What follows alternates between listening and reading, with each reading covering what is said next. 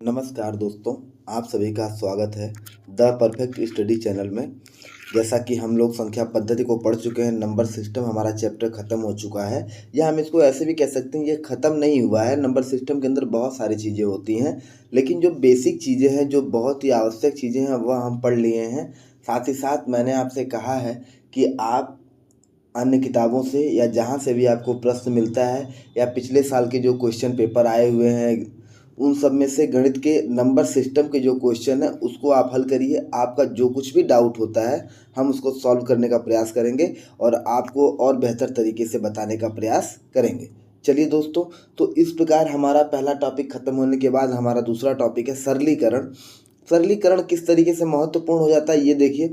सरलीकरण एक ऐसा टॉपिक है जिससे हर परीक्षा में, आपकी हर कॉम्पिटिटिव एग्जाम में अधिक से अधिक प्रश्न आते हैं। जैसे खासकर यदि हम सीटेट और टेट की बात करें तो सीटेट और टेट में कम से कम 2 प्रश्न तो इससे आ ही जाते हैं सरलीकरण के। और साथ ही साथ सरलीकरण का प्रयोग अन्य सभी विषय वस्तु में होता है। जैसे मान लीजिए चाहे वह लाभ हो, हानि हो, ब्याज हो, प्रतिशत हो, कहीं भी हो वहाँ पर सरलीकरण का प्रयोग होता है। और यह बहुत बेसिक चीज़ है सरलीकरण, इसको जानना अति आवश्यक है। तो चलिए हम लोग इस कक्षा को शुरू करते हैं बिल्कुल लगन के साथ।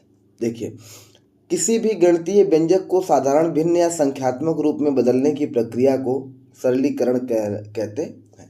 किसी भी गणितीय व्यंजक को साधारण, भिन्न या संख्यात्मक रूप में बदलने की प्रक्रिया क्या कहलाती है? सरलीकरण कहलाती है। मतलब कोई भी व्यंजक दिया हुआ, जैसे मान लीजिए आपको बहुत सारे चिन्हों के साथ कोई भी व्यंजक दिया है, बस उसको आसान भाषा में लिख देना। चाहे वह हम कह सकते हैं कि साधारण भिन्न के रूप में लिखें या संख्यात्मक रूप में लिखें, तो यह प्रक्रिया हमारी क्या कहलाती है? सरलीकरण कहलाती है। और इसके अंतर्गत गणितीय संक्रियाएं जैसे जोड़, घटाना, गुणा, भाग आदि को बोर्ड मास के क्रम में हल करते हैं। चलिए आप बस इतना देख लीजिए, आप बचपन से पढ़ते आ रहे हैं, एक प्रक्रिया है बोर्ड मास। क्या है दोस्तों? बोर्ड मास। ये बोर्ड मास होता क्या है? यह एक नियम है किसी भी दिए हुए व्यंजक को हल करने का। बी का मतलब हो गया आपका ब्रैकेट। क्या हो गया दोस्तों? Bracket, BRACKET। ब्रैकेट मतलब कोष्टक हो गया। ओ का मतलब ऑफ, ऑफ मतलब का, हिंदी में का। डी का मतलब डिवीज़न या डिवाइड करना, भाग। एम का मतलब मल्टीप्लिकेशन, गुणा करना। ऐड का मतलब, ए का मतलब एडिशन, और एस का मतलब सब्सट्रैक्शन मतलब घटाना। तो बी का मतलब ब्रैकेट कोष्टक, ऑफ मीन्स का, डी से यहाँ डिवाइड, डी का आपका यहाँ भाग से मतलब है, डिवाइड से मतलब है। एम का मल्टीप्लिकेशन, गुणा से मतलब है। ए का एडिशन मतलब जोड़ से। एस का सब्सट्रैक्शन मतलब घटाना से। तो यही बोर्ड मास होता है। लेकिन उसके पहले हमें ये जानना जरूरी है कि जो कोष्टक होते हैं वो कितने प्रकार के होते हैं। जैसे अभी देखिए बोर्ड मास का मैं आपको सीधा एक एग्जांपल बताऊं। आप देखिए एक प्रक्रिया जान लीजिए कि BODMAS। अब इसमें से क्रम से चलेंगे, सबसे पहले ब्रैकेट, फिर ऑफ, और उसके बाद डिवाइड, फिर मल्टीप्लिकेशन, फिर एडिशन, फिर सब्ट्रैक्शन। ठीक है, जब ये क्रम से चल रहे हैं हम, तो यदि इसमें से मान लीजिए अगर हम कोई प्रश्न मिला हमको और वहाँ पर ये भाग नहीं है, तो अब हम ये चिंता नहीं करेंगे कि अब भाग नहीं तो कैसे सॉल्व करें, भाग को खोजें। ऐसा कुछ नहीं करना है, जो है उसी को उसी क्रम में हल कीजिए। तुरंत गुणा पे आप जाइए। अब अगर भाग नहीं है तो पहला क्रम आपका गुणा का हो जाएगा, दूसरा क्रम ऐड का। अगर मान लीजिए कहीं मल्टीप्लिकेशन नहीं है तो पहले भाग करेंगे, फिर जोड़ करेंगे, फिर घटाना। मतलब क्रम आपका यही रहेगा। जो जो चिन्ह रहेगा या जो जो प्रक्रिया रहेगी उसको हम करते हुए आगे बढ़ चलेंगे। जैसे हम एक एग्जाम्पल अभी देखते हैं। जैसे मैंने कह दिया 9/3 + 5 × 4 - 2। अगर आपके सामने प्रश्न आ गया, अभी इसमें ब्रैकेट वगैरह कहीं कुछ नहीं है, बस एक साधारण सा प्रश्न है कि भैया ये एक व्यंजक दिया हुआ है, इस व्यंजक को आप सरलीकरण, इस व्यंजक का सरलीकरण कीजिए। क्या करेंगे दोस्तों? सबसे पहले भाग का होता है। 9 में 3 से भाग देंगे, कितना हो जाएगा? 3 × 3 = 9, 3 + 5 × 4 - 2। भाग के बाद किसका नंबर है? गुणा का नंबर है, तो 5 × 4 करेंगे। 3 + 5 चौको 20 - 2। फिर जोड़ का नंबर 20 3 23, 23 में से 2 जाएगा, कितना बच जाएगा? 21। स्टेप वाइज चलेंगे। एक लाइन में एक स्टेप में केवल एक क्रिया करेंगे। अगर जल्दी के चक्कर में पड़ेंगे, आप सोचेंगे कि एक स्टेप में कई प्रक्रिया करते हैं। जैसे मतलब मान लीजिए यहाँ से डायरेक्ट कर दिए 3 20 3 23 -2 21 डायरेक्ट अगर यहीं से आंसर लिख दिए तो कभी कभी चिन्ह वाली गलती आपसे होने की संभावना बहुत अधिक रहती है। चलिए एक और प्रश्न देखते हैं हम। मान लीजिए हमने आपसे कहा 48 भागे 4 गुणे 7 -2 +1। भाग दीजिए 4 से 48 में, तो ये क्या हो जाएगा 12 गुणे 7 -2 +1। 12 में 7 का गुणा करेंगे, 12 7 84 -2 +1। अब पहले जोड़िए, 84 में एक जोड़िए कितना हो जाएगा 85 -2, और यहाँ क्या हो जाएगा 83। अभी इसमें मुझे ढेर सारी चीज़ें आपको इसलिए समझाना है क्योंकि देखिए बेटा, ये बेसिक की चीज़ है। बेसिक की चीज़ मतलब ये है कि आप पहले एक चीज़ ये समझिए कि जो अंक लिखा है उसके सामने उसका चिन्ह होता है। जैसे 84 लिखा है तो इसके आगे कुछ नहीं है, तो यहाँ प्लस आपको अपने आप मानना पड़ेगा। देखिए इसलिए मैं अलग पेन का यूज कर रहा हूँ, यहाँ ध्यान दीजिएगा। अब ये 2 नहीं है, ये पूरा -2 है, ये पूरा +1 है। मतलब 2 के आगे वाला चिन्ह जो है ये इसका है, और हमेशा चिन्ह के साथ ही ये क्रिया करेगा। जैसे देखिए +84 +1 प्लस प्लस प्लस हो गया 84 1 85, और -2 तो यहाँ क्या हो गया 83 +83 होगा। हालांकि लिखा नहीं जाता प्लस, अगर कहीं लिखा नहीं है कुछ भी कोई भी चिन्ह तो वहाँ प्लस ऑलरेडी रहता है। इसके साथ मैं आपको एक बार बताया था समान चिन्हों का गुणा क्या होता है। अगर प्लस है तो ये क्या होगा मिला के प्लस है, माइनस है तो भी क्या होगा प्लस। समान चिन्हों का गुणा हमेशा क्या होगा प्लस होगा, और असमान चिन्हों का गुणा हमेशा माइनस होगा। जैसे यहाँ प्लस और ये माइनस है, यहाँ माइनस और ये प्लस है, तो दोनों का मान हमेशा क्या होगा माइनस होगा। यानी कि दो असमान चिन्ह हैं तो उनके योग या गुणा का मतलब, देखिए मैं गुणा कहूँ चाहे योग कहूँ, क्योंकि आप जानते हैं कि गुणा और योग की परिभाषा क्या है। योग का मतलब जोड़ना और गुणा का मतलब बार बार जोड़ना ही गुणा कहलाता है। बार बार जोड़ना ही गुणा कहलाता है। अगर इन चिन्हों को बार बार जोड़ेंगे या बार बार घटाएंगे, यदि दोनों असमान चिन्ह रहेंगे तो इनका योग या गुणन हमेशा क्या होगा माइनस होगा, और अगर ये समान है तो इनका ये योग और गुणन क्या होगा प्लस होगा। ठीक है, ये चीज़ को अच्छे से समझाया हूँ मैं, इसको भूलने की आवश्यकता नहीं है। चलिए अब आगे देखते हैं प्रश्न। कुछ प्रश्न देख लेते हैं। जैसे मान लीजिए आपका प्रश्न इस टाइप से अगर हो, जैसे 3 गुणे 5 + 7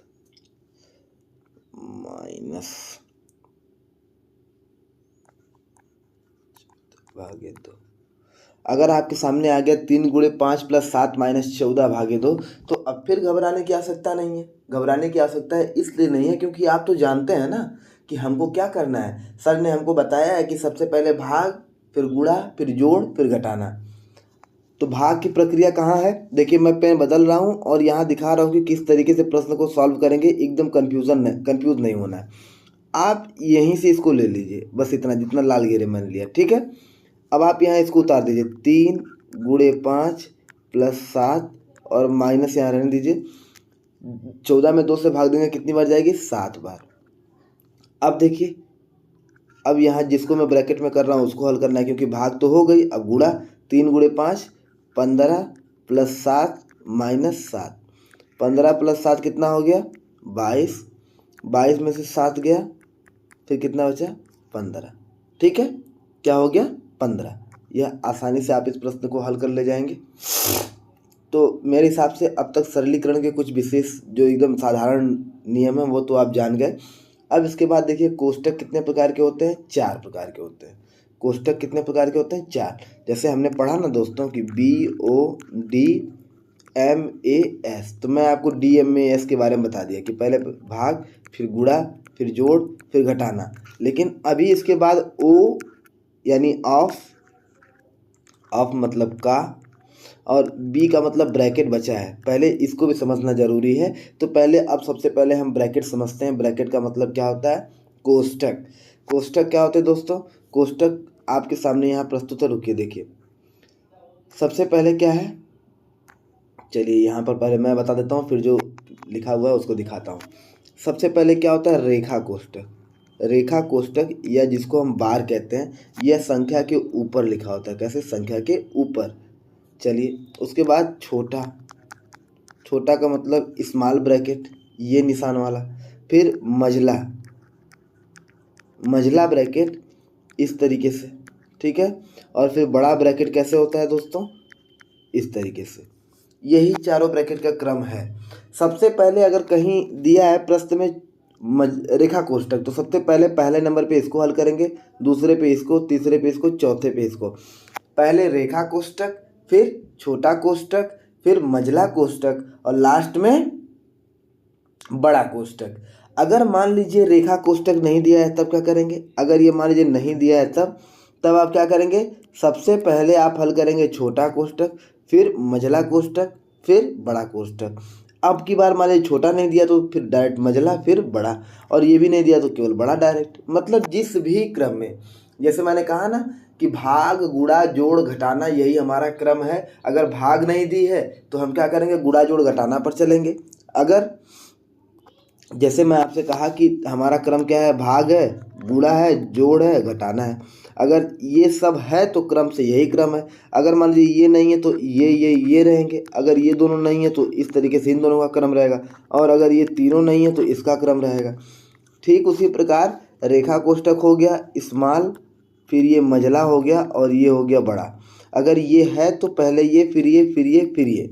अगर ये नहीं है तो फिर इन तीनों में अपनी प्रायोरिटी होगी। ये दोनों नहीं है तो इन दोनों में प्रायोरिटी, और अगर ये इन तीनों नहीं है तो इसमें प्रायोरिटी। आप समझ गए किस तरीके से हल करना है।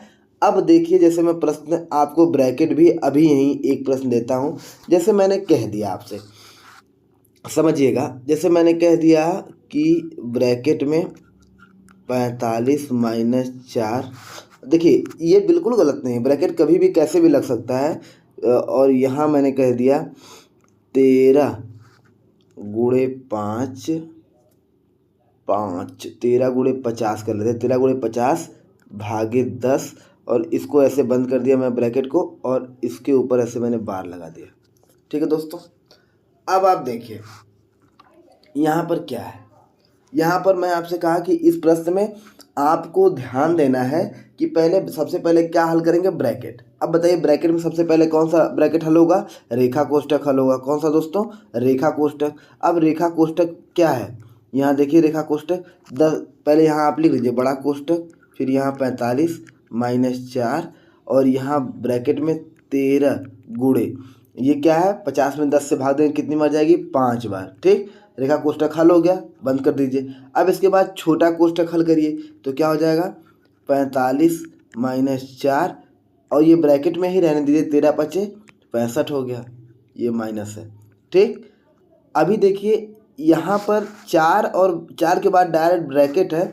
अगर कोई भी संख्या इस तरीके से लिखे 4 के बाद सीधे ब्रैकेट हो तो इसका मतलब यहाँ पर क्या निशान होगा, गुणा। ये अंडरस्टूड है कि यदि ब्रैकेट के पहले कोई संख्या लिखी हो और ब्रैकेट और संख्या के बीच में कोई भी चिन्ह ना हो तो वहाँ पर क्या होगा, गुणा। तो अब देखिए आप छोटे ब्रैकेट को हल करिए, ये 45 और माइनस यहीं रहने दीजिए, 4 से गुणा करिए, 4 पचे 20 की 0 2 का 4 6 24 2 26 260। अब बड़ा ब्रैकेट हल करिए, ये 45 का मतलब इसके आगे कुछ नहीं तो ये प्लस है। अब इसमें से घटाएंगे तो ये होगा 215।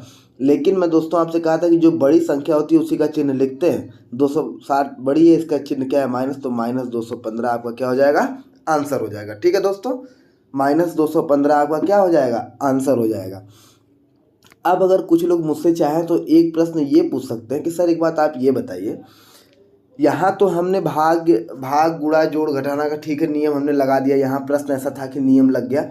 लेकिन अगर रेखा कोष्ठक के अंदर ये जो रेखा कोष्ठक है, अगर यहाँ मान लीजिए भाग नहीं रहती, पहले मान लीजिए घटाना रहता तो क्या करते, क्या पहले खोजते भाग कहाँ है उसको करते, कि या जो घटाना है उसको करते। देखिए दोस्तों, सबसे पहले क्या हल करना है, सबसे पहले हमको ब्रैकेट ही तो हल करना है। ब्रैकेट में अगर रेखा कोष्ठक हल करना है, इसके नीचे चाहे जो हो, चाहे भाग हो, गुणा हो, जोड़ हो, घटाना हो, सबसे पहले यही प्रक्रिया होगी। जब खुले में कोई ब्रैकेट नहीं है, जब फाइनल आते हैं तब वहाँ पर हम भाग गुणा जोड़ और घटाना की बात करते हैं। ठीक है, चलिए एक प्रश्न मैं आपको वो भी समझाता हूँ। चलिए यहाँ पर देखिए, जैसे मान लीजिए हम प्रश्न ले लेते हैं 48/12 इस तरीके से। ठीक है, -7 × 5 + 4 इस तरीके से ले लेते हैं और इस ब्रैकेट को बंद कर देते हैं। ठीक है, अब आप देखिए, अब आप यहाँ क्या कहेंगे कि सर यहाँ ये चीज़ है, यहाँ ये चीज़ है। तो बाबू सबसे पहले समझने की बात ये है कि हमने क्या कहा, सबसे पहले रेखा कोष्ठक हल कीजिए आप। तो आप चुपचाप इसको यहाँ छोड़िए, ये 48 है भागे 12 है।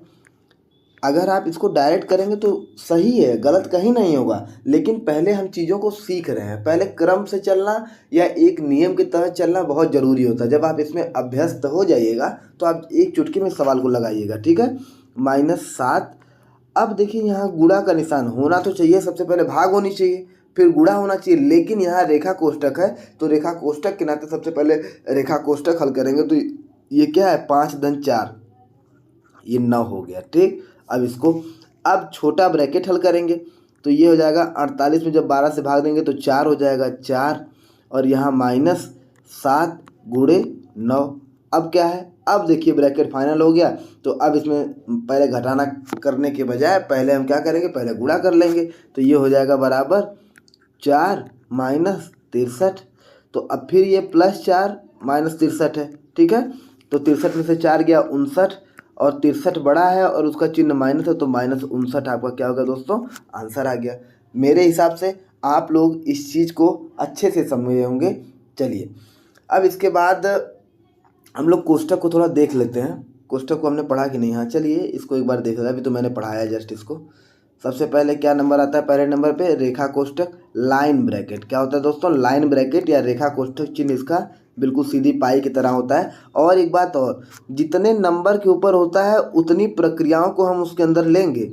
जैसे मान लीजिए एक चीज़ आप देखिए, जैसे मान लीजिए यहाँ 3 × 5 + 8 - 2 अगर यहाँ पर केवल है, ठीक है, अगर केवल वहाँ है तो क्या होगा, केवल 8 - 2। लेकिन अगर यहाँ पर है तो ये क्या हो जाएगा, 5 + 8 - 2।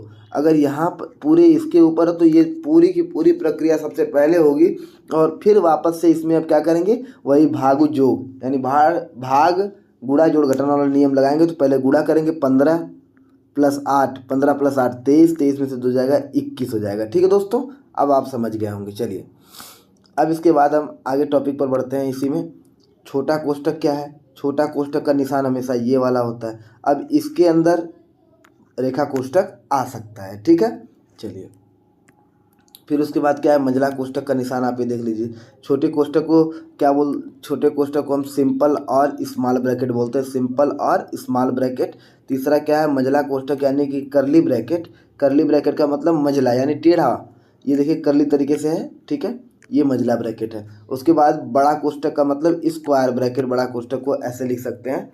और इनको इसी क्रम में सरल करते हैं। कैसे सरल करते हैं इन्हीं क्रम में, यदि कोष्ठक के पहले ऋण चिन्ह हो तो सरल करने पर अंदर के सभी चिन्ह बदल जाते हैं। इसके कहने का मतलब ये है, आप अभी तुरंत यहाँ समझ लीजिए। मान लीजिए यहाँ लिखा हो 3 - 5 + 4। ठीक है, यदि कोष्ठक के पहले ऋण चिन्ह हो तो सरल करने पर अंदर के सभी चिन्ह बदल जाते हैं। थोड़ा सा यहाँ पर गलती ये है कि अगर मान लीजिए यहाँ पर सबसे पहले अगर मैं आपको दिखा दूँ थोड़ा सा इसको मिटाने के बाद, देखिए अगर यहाँ पर गुणा रहता, क्या रहता, गुणे 7 रहता, तब चिन्ह बदलता कैसे। यहाँ मान लीजिए अगर माइनस है तो इसको जब हम ओपन करेंगे ब्रैकेट तो ये देखिए यहाँ कुछ नहीं तो क्या है, प्लस है, तो ये हो जाएगा सबसे पहले -3। अब माइनस और माइनस क्या हो जाते हैं, प्लस, +5। फिर माइनस और प्लस क्या होता है, -4। और माइनस गुणा, ये हमेशा गुणा ही रहेगा दोस्तों।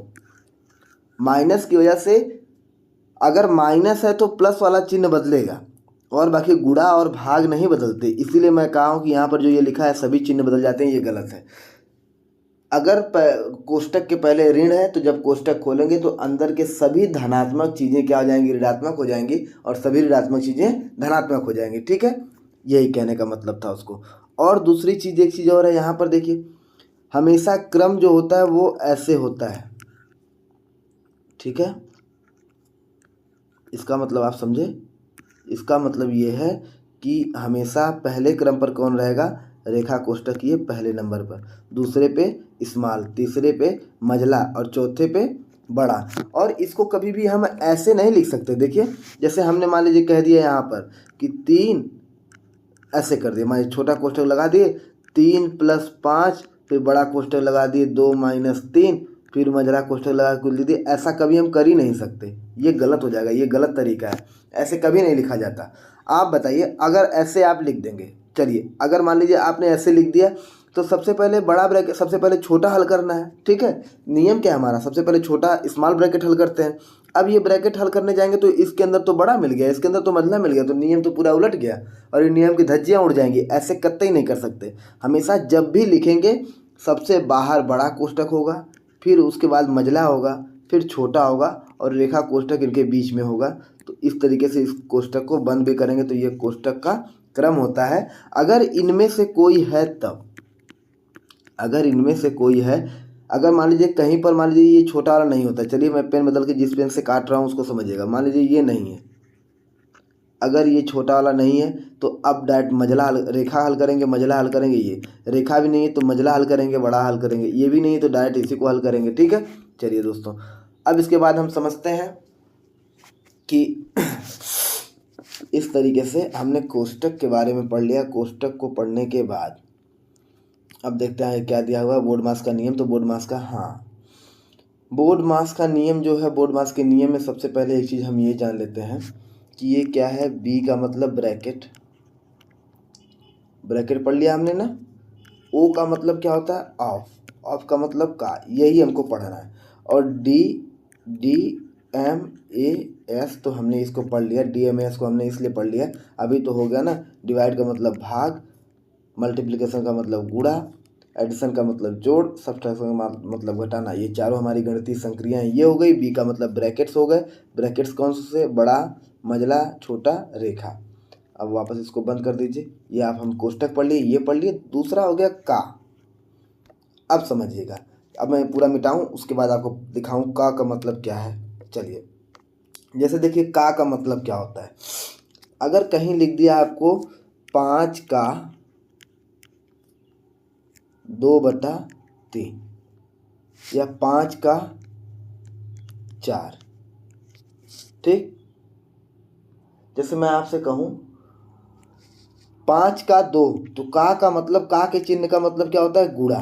तो यहाँ पर तुरंत क्या हो जाएगा, 5 × 2/3 और ये हो जाएगा 10/3। 5 का 4 यानी 5 × 4 बराबर 5 × 4 का मतलब हो गया आपका 20। 5 का 4 है, 5 का 4 यानी 5 × 4 बराबर 20। जहाँ भी आपके सामने का दिखे, का या ऑफ, उसका मतलब क्या होता है, गुणा।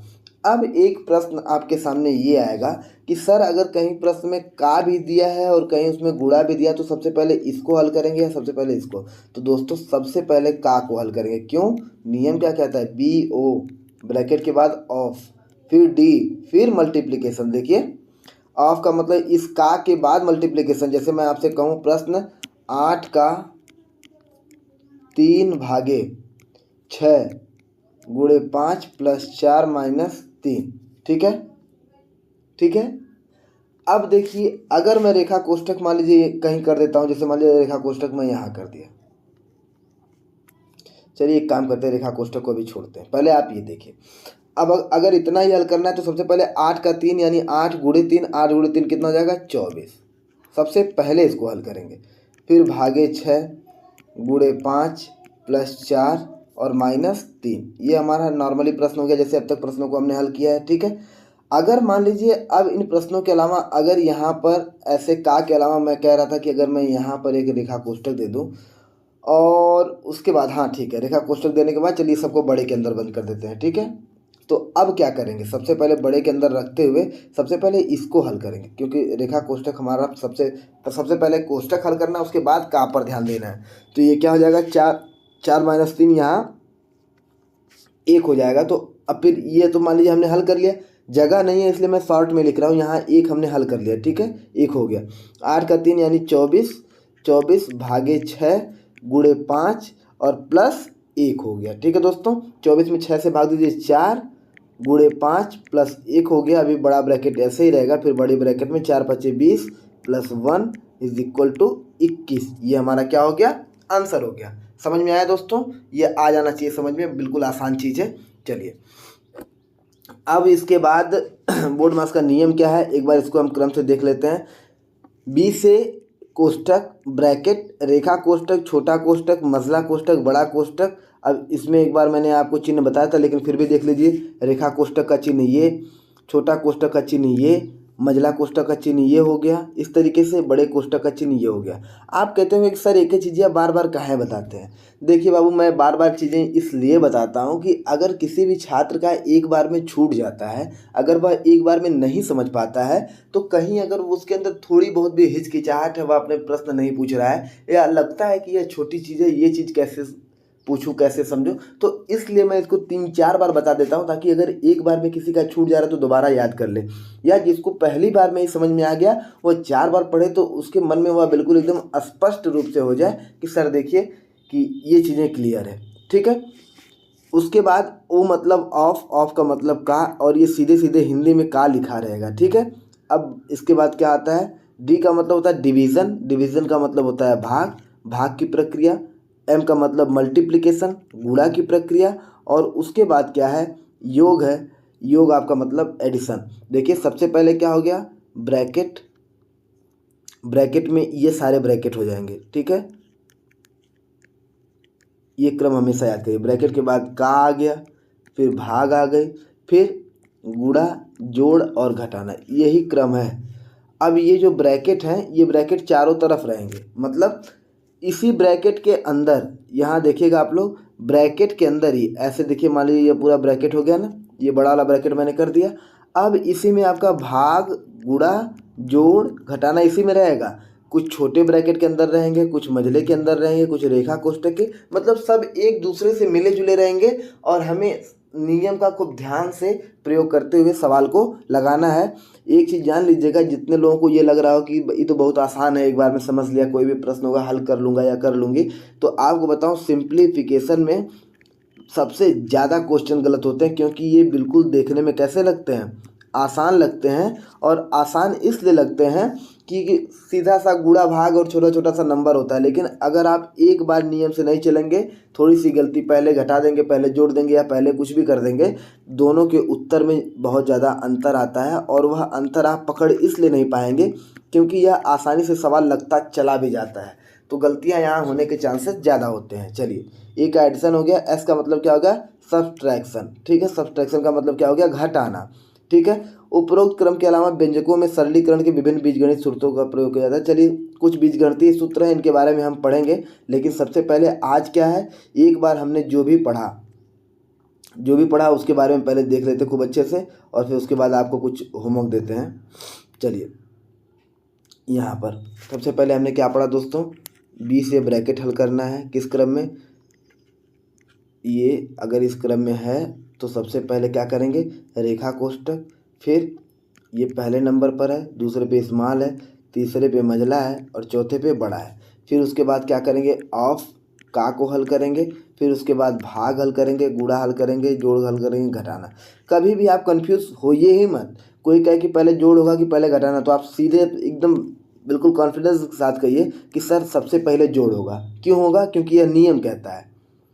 जोड़ से पहले गुणा होगा, गुणा से पहले भाग होगी। हाँ, वो अलग बात है कि भाग के बाद डायरेक्ट घटाना है तो गुणा और जोड़ को हटा देंगे, भाग के बाद सीधे घटाने की प्रक्रिया कर देंगे। लेकिन जो नियम है, सबसे पहले भाग है, भाग के बाद आपका गुणा है, गुणा के बाद जोड़ है, जोड़ के बाद घटाना है। चलिए, हमने ये पढ़ा, और फिर सभी ब्रैकेट के बारे में पढ़ा कि किस तरीके से हल करते हैं, प्रश्नों को हल किया। अब कुछ प्रश्न हम यहाँ नोट करते हैं, आप प्रश्नों को नोट करिए आसानी से, धीरे धीरे नोट करते हैं, आप धीरे धीरे नोट भी करते चलिए, और इसको अच्छे से समझते हुए चलिएगा। चलिए, यहाँ पर जैसे देखिए मैं प्रश्न लिख रहा हूँ, एक मिनट, बड़ा ब्रैकेट, मैं देखिए बहुत ज़्यादा वक्त नहीं दूंगा, इसलिए जो वो बोलते हुए चल रहा हूँ आप नोट करते चलिए। बड़ा ब्रैकेट 5 + 3 कोष्टक में 36/6 - 4। ठीक है, पहला प्रश्न। दूसरा प्रश्न क्या है, 81 गुणे 9 भागे 9 और 9 भागे 9 प्लस 35 माइनस 21। चलिए ठीक है। तीसरा प्रश्न है 28 प्लस 3 फिर माइनस 5 गुणे 4 प्लस 35 भागे 5 और यहाँ पर ये बड़ा कोष्ठक बंद और इसके ऊपर ये रेखा कोष्ठक। ठीक है, क्या है, अब पहले तीनों प्रश्नों को आप ध्यान से देख लीजिए। तीनों प्रश्नों को ध्यान से देखते हैं। पहले यहाँ पर इसको रेड पेन से कर देते हैं।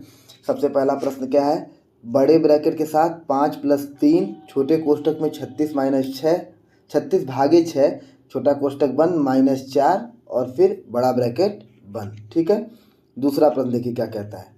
दूसरा प्रश्न है बड़े ब्रैकेट में 81 गुणे 9 भागे 9 प्लस 35 माइनस 21 और 35 माइनस 21 के ऊपर रेखा कोष्ठक। चलिए अब उसके बाद क्या है, तीसरा प्रश्न क्या कह रहा है, बड़ा ब्रैकेट फिर उसके बाद बड़े ब्रैकेट के बाद मझला ब्रैकेट 28 धन 3 मझला ब्रैकेट बंद माइनस छोटे ब्रैकेट में 5 गुणे 4 प्लस 35 भागे 5। 35 भागे 5 का मतलब हो गया इसके ऊपर रेखा कोष्ठक है और फिर बड़ा कोष्ठक बंद। ठीक है, अब आप इस प्रश्न को नोट कर लीजिए आसानी से। अब उसके बाद आगे दो प्रश्न और देते हैं। चलिए आगे का दो प्रश्न देखिए, 99 गुणे 1 ये छोटे ब्रैकेट में माइनस 3 प्लस 5 और भागे 5 गुणे 21। ठीक है, इस प्रश्न को हल करिएगा। उसके बाद एक और प्रश्न लेते हैं हम आपको, बड़ा ब्रैकेट फिर उसके बाद 48 भागे 4 गुणे या गुणे के चिन्ह को हटाते हैं। चलिए यहाँ पर 21 प्लस 3 माइनस 25। ठीक, और यहाँ पर 21 प्लस 30 माइनस 25 और यहाँ पर 3 माइनस 25 के ऊपर रेखा कोष्ठक है, फिर उसके बाद ये बड़ा कोष्ठक बंद। ठीक है, इस तरीके से आप इसको हल कर लीजिए।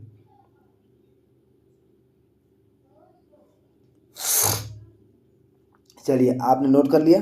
अब इसके बाद आपको एक चीज़ बताना है, इसमें थोड़ी सी कन्फ्यूज़न आपको हो गई होगी। जैसे मान लीजिए क्रमागत संख्या के बारे में जो मैं बता रहा था, क्रमागत संख्या, बस उसमें इधर उधर सोचने के चक्कर में थोड़ी सी कन्फ्यूज़न हो गई थी। लेकिन क्रमागत संख्या होती क्या है आप ये समझिए। क्रमागत का मतलब होता है क्रम से आने वाले, जैसे 1 है, अगर 1 के बाद 2 आता है तो 3 आना चाहिए। जैसे इनके बीच का जो अंतर है ये समान रूप से होना चाहिए। ठीक, 3 के बाद 4 के बाद 5 5 के बाद 6, ऐसे देखिए सबका अंतर कितना होना चाहिए, 1 ही होना चाहिए। अगर ऐसा नहीं होता है मान लीजिए, ठीक है, अगर यहाँ ऐसे नहीं होता है, अगर मान लीजिए कहीं लिखा हुआ है,